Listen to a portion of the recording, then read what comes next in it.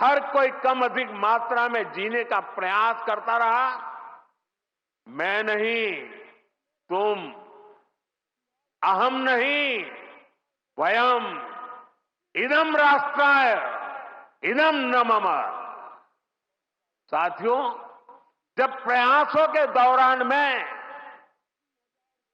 जब मैं नहीं, हम का ध्यान होता है, जब राष्ट्र प्रथम की भावना सर्वोपरि होती है, जब नीतियों में, निर्णयों में देश के लोगों का हित ही सबसे बड़ा होता है, तो सर्वत्र उसका प्रभाव भी और प्रकाश भी नजर आता है।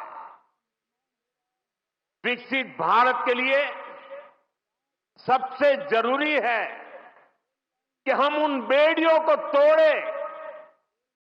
कॉमस्कोर नुसार आता isakal.com आहे देशातील नंबर 1 ची मराठी न्यूज वेबसाईट। प्रत्येक अपडेटसाठी isakal.com ला नक्की भेट द्या।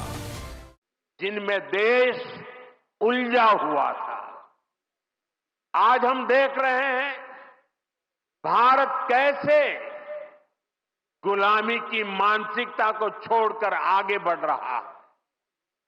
गुलामी की निशानियों को जिस हीन भावना में 70 वर्षों से डोया जा रहा था, उनकी जगह अब राष्ट्रीय गौरव के नए अध्याय लिखे जा रहे हैं।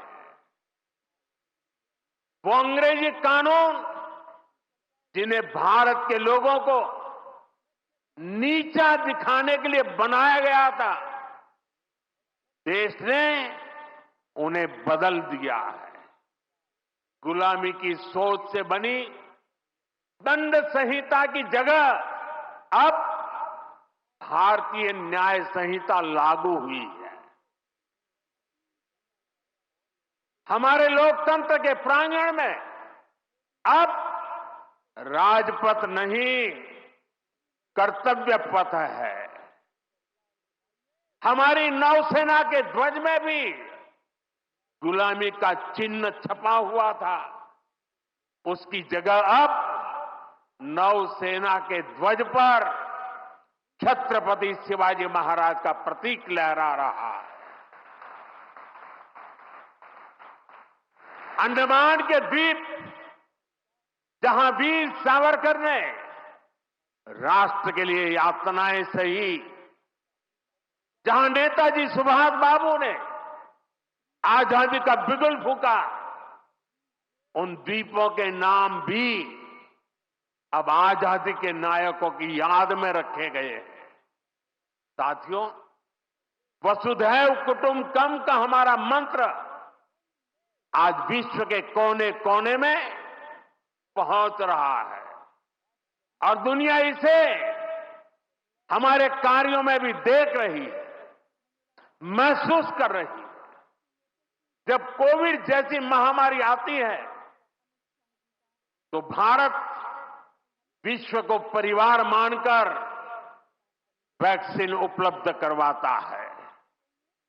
दुनिया में कहीं भी प्राकृतिक आपदा हो, भारत पूरे मनोयोग से सेवा के लिए खड़ा होता है। अभी आपने कल ही देखा है, म्यांमार में इतना बड़ा भूकंप आया है। भारत ऑपरेशन